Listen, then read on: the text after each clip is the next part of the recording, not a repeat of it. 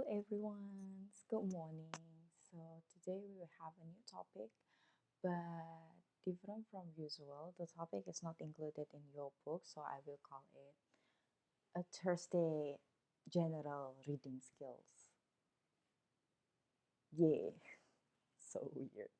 But because like I have two classes for Thursday, so I would like to give you, instead of like following up with the rest of the topic in the book, I would like to share with you like some general reading skills that will be usable for your reading in general.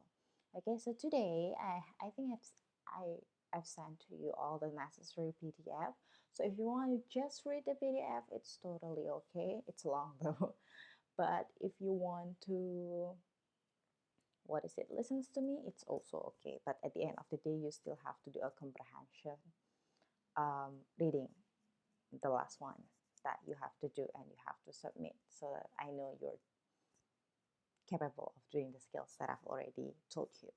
Okay, so today what kind of skills that we will talk about, it's a skill called how to read fast or faster, or how to read fast. As you know that these preparations, I think it is very necessary for your TOEFL test, in which you have 50 questions with like maybe five or more than five texts or passages to read. So it's kind of like overwhelming. That's why it's important for you to be able to read fast.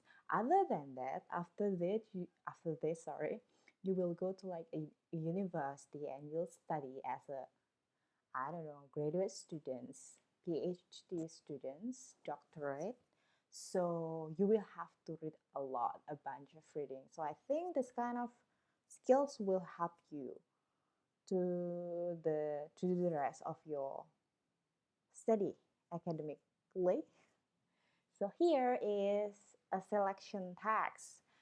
Actually, in this selection text, you won't just learn about how to read. Another things that you will learn is informal style and the use of slang. So maybe, especially for those who I already given book, what's the title? How to Write a Lot. That book is kind of informal, but it doesn't necessarily, it used some slangs also, even though it's kind of like academical books, but it has it. So you'll find it a lot, informal and slangs in books, not in journals, I'm sure, not in journals article, not in a full academic writing, but like in a very nonfiction pleasure readings. I think you'll find a lot of informal reading and then slang styles. So in this text, you also find the same thing. So this text is written by Billy Corbis, if I'm not mistaken. I don't even know him, but I think he's a comedian in America, and he wrote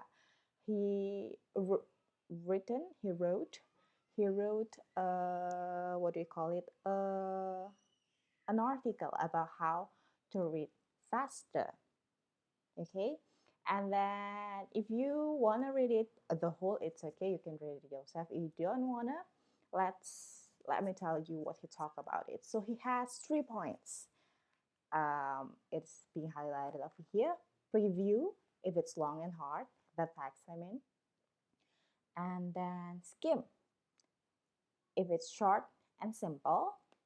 And the last one is do cluster. And I will add one more thing myself. It's not called, I just like mention, I will mention about functional and content words for you who don't know about it.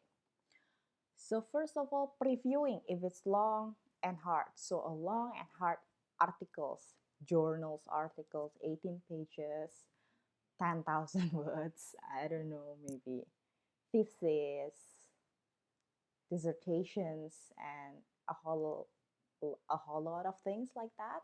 It's kind of long and hard, so you need to preview. So what is preview? Preview is like getting general idea of everything you read. How you do it, um, that's a lot of things that you can do. So for here, he said that you can read the entire verse 2 paragraph of whatever you've chosen, and then just first sentence of each successive paragraph. So You just need a topic sentence for every paragraph after the 2 paragraphs you read. So here I have a previewing skills over here. So usually when you preview, you have questions in mind. It's different from scanning. Scanning is looking for specific information. However, previewing is you are trying to get a general idea from what you read.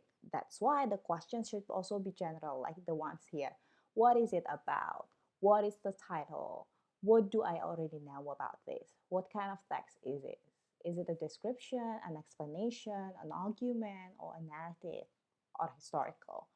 Is it text divided into part? How is it organized? Are there maps, numbers, words, italicized, names, or maybe graphs?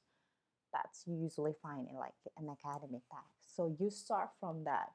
And then like this article, how dictionaries are made, you can read just the in this like very fast, but like the first, mainly the first paragraph or the second paragraph, like paragraph, two initial paragraphs, or you can just like write first paragraph only if like it's shorter than like 5 paragraphs. So I think 1 paragraph is enough. But like if longer than that, I think you need more.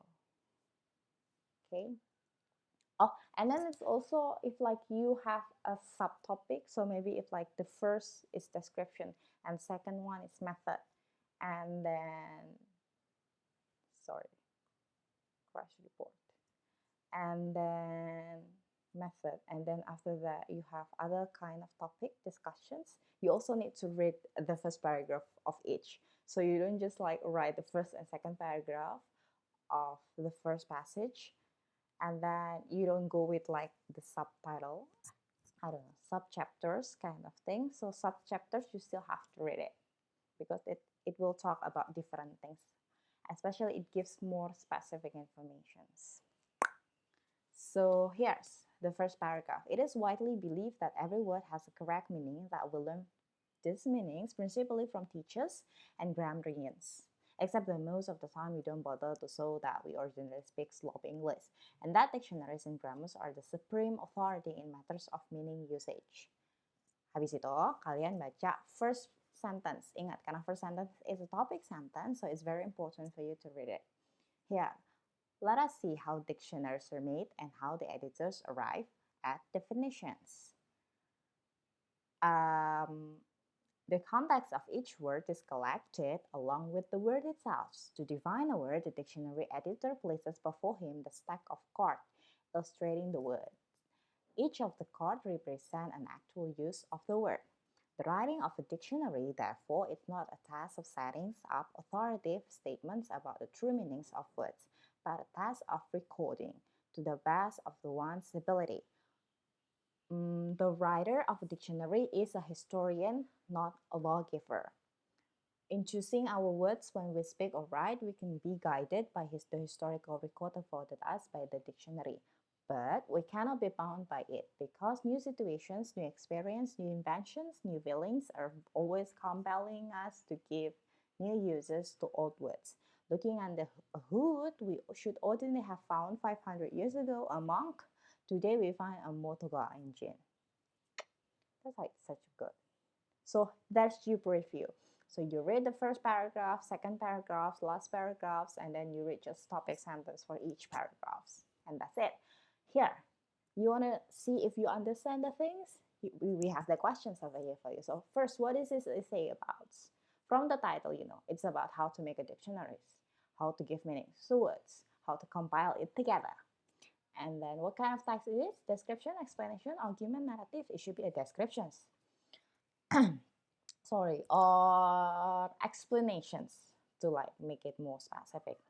Explaining how dictionaries are made. And then next, where do dictionary meanings come from? Where? Is it there? Let's see.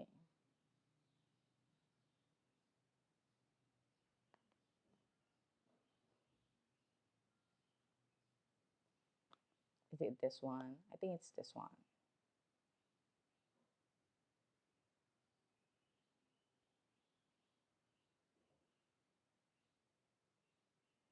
Yeah.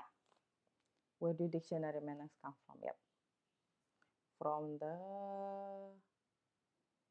context, and then how the words are being used. Yeah, what is the role of dictionary writers is to give record of true meanings of that word at that time. Ah, that's so cool. So they are historian and not a lawyer. And then the next, do words keep the same meaning forever? No, because you used to hear monk and now you hear motor car engine. Like, I don't know, decades, centuries ago, you won't find the words like download, and now you have a download. So I think that's in there. Maybe you can find more examples of words keep evolving. And the last one is write any words of phrase or numbers you notice. That's a lot, I think.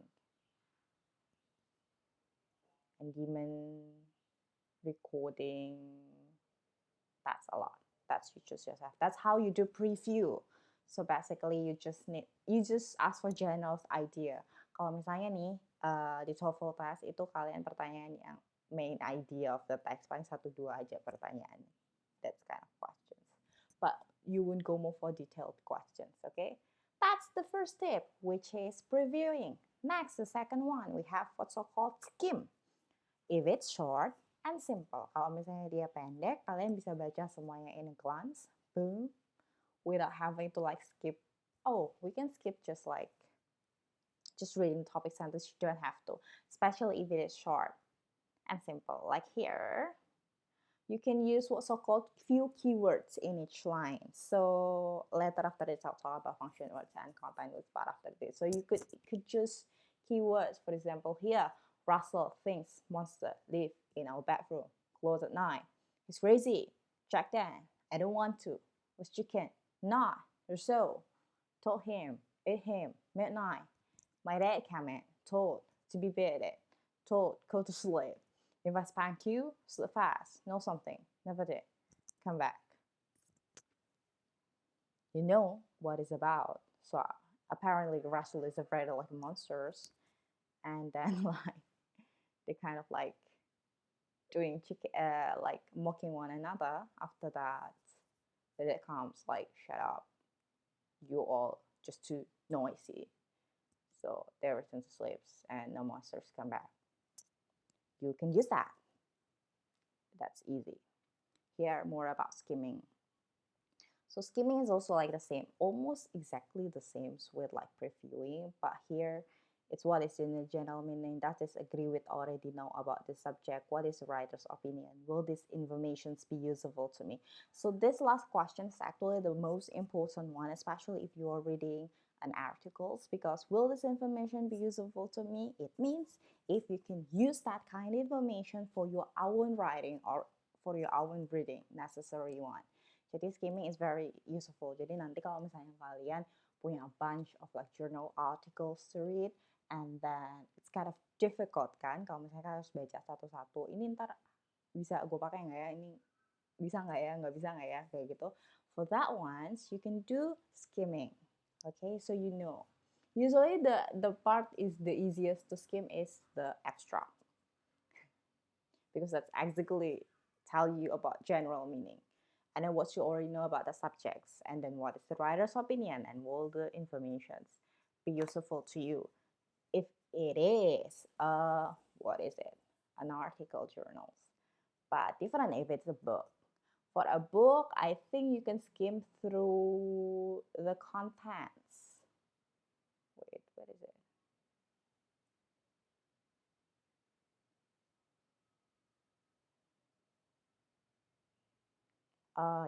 Yeah, for a book, I think you have to like to skim it, everything about it. Okay, this video will have 2 parts because like YouTube still doesn't allow me to pause a long video. I need to verify my account, but I'm too lazy to do that. So we will move on to what's again the last one, to cluster right after this. So you can click on the link on the description box. Whatever, just go like the part 2 of this video. Okay, see you later.